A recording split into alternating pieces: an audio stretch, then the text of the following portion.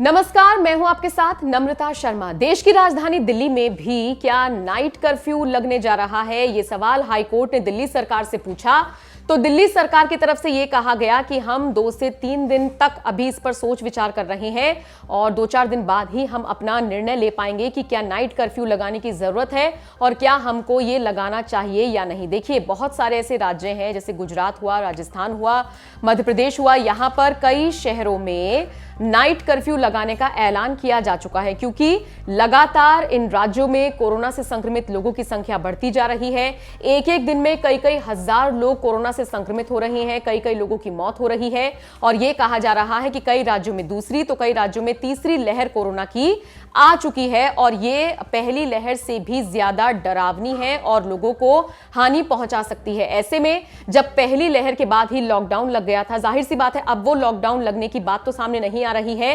क्योंकि बहुत सारी ऐसी चीजें हैं जो पहले से ही बहुत ज्यादा चरमरा गई हैं। ऐसे में फिलहाल सरकार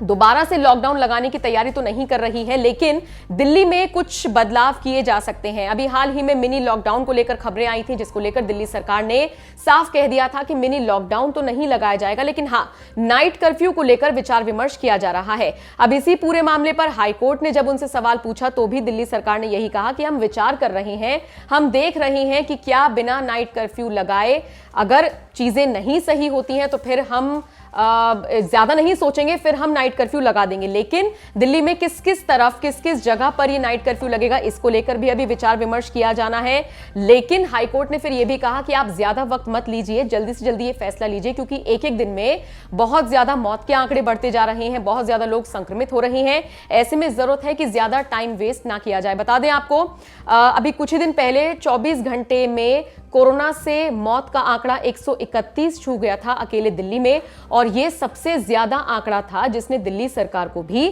काफी परेशान कर दिया था। हालांकि पिछले 24 घंटे में जो मौत का आंकड़ा निकलकर सामने आया है वो 91 बताया जा रहा है, यानी कि उस आंकड़े से यह आंकड़ा घटा है। तो लेकिन यह सिर्फ पिछले 24 घंटे का है। जिस तरीके से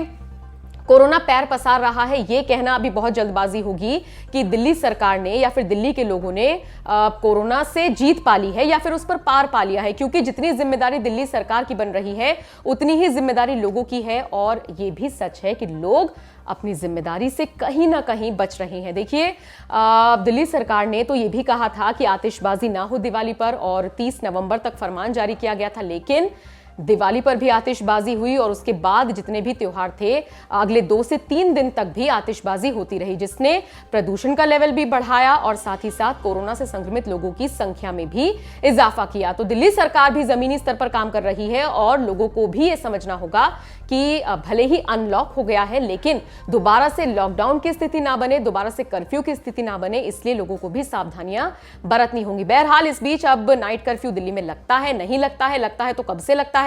ये अभी इसके लिए आपको इंतजार करना होगा। इस खबर को लेकर आप क्या सोचते हैं, हमें बताना मत भूलिएगा।